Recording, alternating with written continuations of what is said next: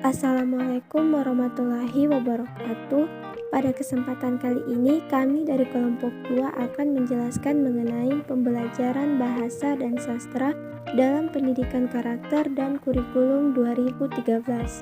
Pendidikan karakter didefinisi sebagai pembelajaran yang mengarah pada penguatan dan pengembangan perilaku anak secara utuh yang didasarkan atau dirujuk pada suatu nilai. Penguatan adalah upaya untuk melapisi suatu perilaku anak sehingga kuat. Pengembangan perilaku adalah proses adaptasi perilaku anak terhadap situasi dan kondisi baru yang dihadapi berdasarkan pengalaman baru. Kegiatan penguatan dan pengembangan didasarkan pada suatu nilai yang dirujuk, artinya proses pendidikan karakter adalah proses yang terjadi karena didesain secara sadar, bukan suatu kebetulan.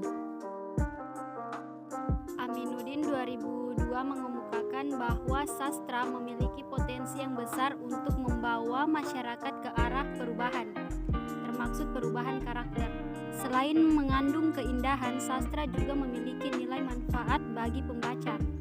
Segi kemanfaatan muncul karena penciptaan sastra berangkat dari kenyataan, sehingga lahirlah suatu paradigma bahwa sastra yang baik menciptakan kembali rasa kehidupan. Sebagai wujud untuk menyampaikan atau menginjeksikan pendidikan karakter dalam sastra kepada peserta didik, ada beberapa upaya yang bisa dilakukan oleh pendidik. Pendidik mengungkapkan nilai-nilai dalam mata pelajaran bahasa dan sastra Indonesia dengan pengintegrasian langsung nilai-nilai karakter yang menjadi bagian terpadu dari mata pelajaran tersebut. Pendidik bisa menggunakan perbandingan cerita pendek berdasarkan kehidupan atau kejadian-kejadian dalam hidup para peserta didik, kemudian mengubah hal-hal yang bersifat negatif dalam cerita pendek tersebut menjadi nilai positif. Dengan ini peserta didik mampu mengambil secara langsung nilai-nilai pendidikan karakter yang tersirat dan tersurat dalam tugas yang diberikan pendidik tadi karena merupakan bagian dari kehidupan peserta didik itu sendiri. Dari aspek gubahan, sastra disusun dalam bentuk yang apik dan menarik sehingga orang senang membaca, mendengar, melihat, dan menikmatinya. Sementara itu, dari aspek isi ternyata karya sastra sangat bermanfaat. Di dalamnya terdapat nilai-nilai pendidikan moral yang berguna untuk menanamkan pendidikan karakter. Yang pertama, karya sastra yang mengandung nilai estetika adalah sastra yang mengandung nilai keindahan, keelokan, kebagusan, kenikmatan, dan keterpanaan yang dimungkinkan oleh segala unsur yang terdapat di dalam karya sastra. Dengan nilai estetika yang termuat dalam sastra tersebut, diharapkan karakter bangsa yang terbentuk adalah insan Indonesia yang memiliki rasa keindahan, ketampanan, dan keanggunan dalam berpikir, berkata, dan berperilaku sehari-hari.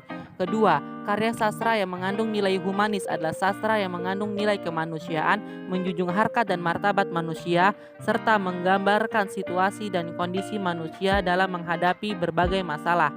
Kehadiran karya sastra semacam itu diharapkan dapat membentuk kearifan budaya bangsa Indonesia yang memiliki rasa pri kemanusiaan yang adil, beradab, dan bermartabat. Ketiga, karya sastra yang mengandung nilai estetika dan moral adalah karya sastra yang mengacu pada pengalaman manusia dalam bersikap dan bertindak, melaksanakan yang benar dan yang salah, serta bagaimana seharusnya kewajiban dan tanggung jawab manusia dilakukan.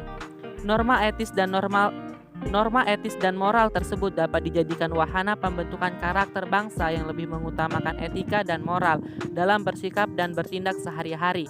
Keempat, sastra religius adalah sastra yang menyajikan pengalaman spiritual. Semua sastra pada awalnya digunakan sebagai sarana berpikir dan berzikir manusia akan kekuasaan, keagungan, kebijaksanaan, dan keadilan Tuhan Yang Maha Esa.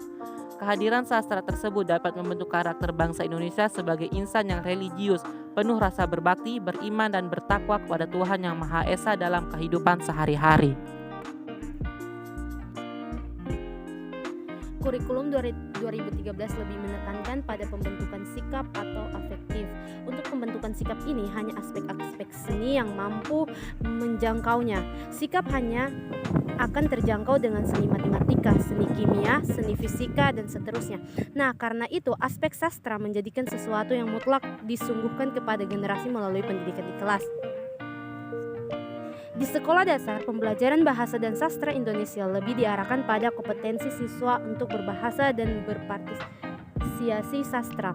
Pelaksanaannya, pembelajaran sastra dan bahasa dilaksanakan secara terintegrasi, sedangkan pengajaran sastra ditunjukkan untuk meningkatkan kemampuan siswa dalam menikmati, menghayati, dan memahami karya sastra. Pengetahuan tentang sastra hanyalah sebagai penunjang dalam mengapresiasi. Prinsip dan tahapan penerapan pembelajaran bahasa Indonesia. Dalam kurikulum 2013, pembelajaran bahasa Indonesia diterapkan dalam pembelajaran berbasis teks yang bertujuan agar dapat membawa peserta didik sesuai dengan perkembangan mentalnya dan menyelesaikan masalah kehidupan nyata. Adapun prinsip-prinsip dalam penerapan pembelajaran bahasa Indonesia yaitu yang pertama, bahasa hendaknya dipandang sebagai teks, artinya bahasa bukan semata-mata kumpulan kata atau kaidah kebahasaan. Kemudian yang kedua, penggunaan bahasa merupakan proses pemilihan bentuk-bentuk kebahasaan untuk mengungkapkan makna. Yang ketiga, bahasa bersifat fungsional.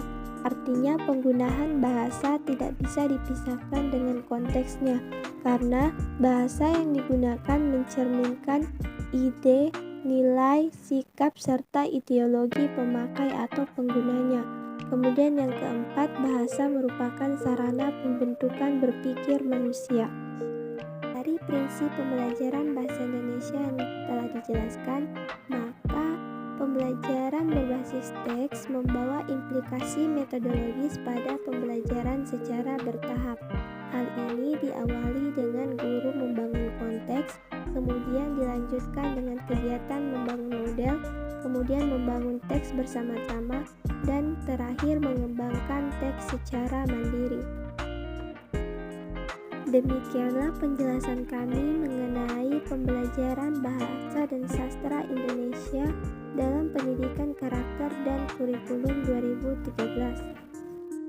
Akhir kata kami ucapkan terima kasih dan Assalamualaikum warahmatullahi wabarakatuh.